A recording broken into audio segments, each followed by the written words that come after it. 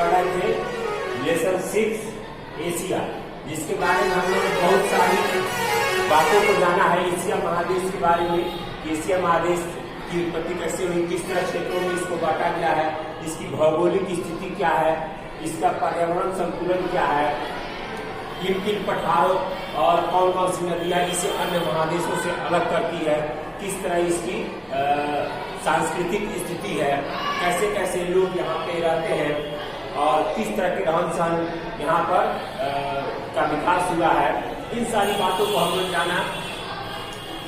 इसमें देखा था हम लोगों ने संस्कृतियों का, सभ्यताओं का पलना एशिया महादेश को कहा जाता है, क्योंकि विश्व की सबसे जो प्राचीनतम सभ्यताएं हैं वो यहाँ पर इसका विकास हुआ है एशिया महादेश की धरती पर।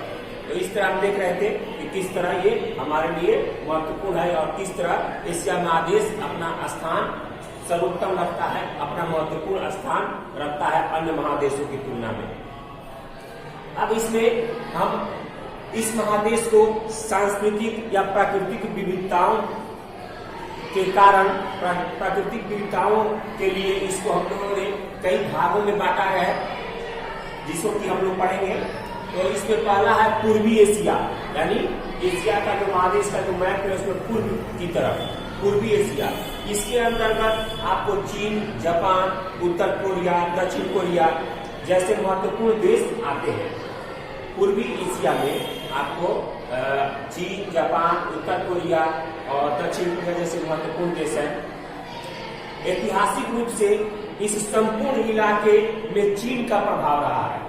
अगर देखा जाए तो इतिहास की दृष्टि से देखा जाए तो इन संपूर्ण क्षेत्रों में आपको चीन का प्रभाव रहा है। क्यों? क्योंकि यहाँ बौद्ध धर्म और ताओवाद की प्रमुखता है। बौद्ध धर्म की यहाँ पर ज्यादा प्रमुखता है। चाइना भी बौद्ध धर्म को मानने वाले लोग हैं तथा ताओवाद की यहाँ प्रमुखता है, उसका प्रभुत्व यहाँ पे कायम है। जीवन पर कन्फ्यूशियस के दर्शन का प्रभाव झलकता है। जो कन्फ्यूशियस के दार्शनिक हमारे, उनके दर्शन का प्रभाव इन सारे क्षेत्रों में आपको देखने को मिलेगा। चीनी लिपि जो है वो विश्व की सबसे पुरानी लिपि है। चीनी लिपि जो है वो विश्व की सबसे पुरानी लिपि है।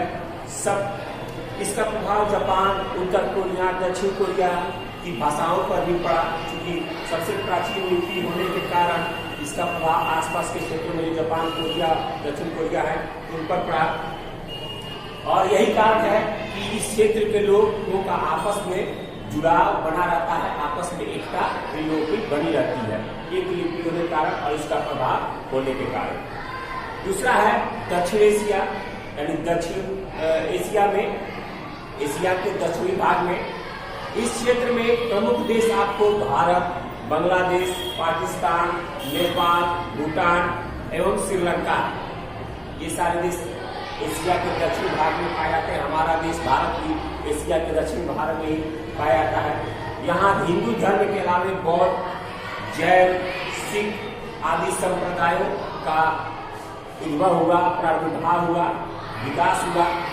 दक्षिण भारत के राज्यों के अलावे, दक्षिण भारत के राज्यों के अलावे श्रीलंका में आपको द्रविड़ संस्कृति पाई जाती है और उसकी भाषा आपको पाई जाती है। द्रविड़ संस्कृति और उसकी भाषा आपको पाई जाती है। लोगों के वेशभूषा एवं खान पान में भी इस क्षेत्रों में अंतर देखा जाता है। हर क्षेत्र में लोगों का खान पान, रहन सहन, वेशभूषा काफी अंतर में पाया जाता है। और बांग्लादेश और भारत के पश्चिम बंगाल में भी समान संस्कृति हमको देखने को मिलती है। उसके बाद हम देखते हैं तो भारत के सिक्किम, अरुणाचल प्रदेश, लद्दाख, हिमाचल प्रदेश, उत्तराखंड, इन कुछ हिस्सों के अलावा नेपाल, भूटान आदि में समान सांस्कृतिक परिवेश दिखाई देते हैं। यानी इन क्षेत्रों में नेपाल, भूटान की तरह भी संस्कृति हमारे भारत के कुछ क्षेत्रों को और इन क्षेत्रों को मिलाकर आपको समान रूप से देखने को मिलती है। इंडो आर्यन भाषा पाकिस्तान, श्रीलंका और नेपाल में बोली जाती है। तिब्बत बर्मन भाषा आपको उत्तर पूर्वी भारत में बोली जाती है। तो इससे ये मालूम चलता है कि दक्षिण भारत में जो भी देश है उनमें भी काफी विविधताएं हैं। बोली भाषा, रहन सहन, खान पान में काफी यहाँ विविधताएं, आपको असमानताएं यहाँ पर देखने को मिलती है। उसके बाद है दक्षिण पूर्व एशिया, यानी दक्षिण और पूर्व के जो बीचों बीच भाग है उस क्षेत्र के बारे में। तो इसके अंतर्गत आपको Myanmar, Philippines, Thailand, Laos, Kampuchea, Malaysia, Singapore, पूर्वी तिमोर, ब्रुनोई, इंडोनेशिया आदि सारे देश आते हैं। ये सारे देश आपको दक्षिण पूर्व एशिया के अंतर्गत आते हैं। यह प्रदेश भारत और हिंदुस्तान की संस्कृति तथा धर्म से बहुत अधिक प्रभावित है, यानी इन क्षेत्रों में चीन और भारत की संस्कृति सबसे अधिक देखी जाती है। इन संस्कृतियों को काफी वहां देखा जाता है। दक्षिण पश्चिम एशिया से यह प्रदेश इस्लाम और ईसाई धर्म से बहुत अधिक प्रभावित है। तो ईसाई धर्म और मुस्लिम धर्म, उस धर्म से भी ये क्षेत्र काफी प्रभावित रहता है। उपनिवेशवाद के कारण यहाँ पश्चिम सभ्यता का प्रभाव देखने को मिलता है, क्योंकि ये क्षेत्र भी उपनिवेशवाद से, साम्राज्यवाद से घिरे थे। इसका बहुत अच्छा उदाहरण फिलीपींस है, जो अमेरिका और स्पेन के विदेशी शासन से प्रभावित रहा है। फिलीपींस जो है वो अमेरिका और स्पेन के दबाव में रहा है, उसके उपनिवेशवाद में ये कायम रहा है। इस क्षेत्र की एक आम विशेषता जो देखने को मिलती है वो है कि मचान पर बना हुआ घर, यानी जमीन से मचान पर ऊंचा बना हुआ घर, ये एक विशेषता यहाँ देखने को मिलती है। दूसरी विशेषता यहाँ देखने को मिलती है धान की खेती।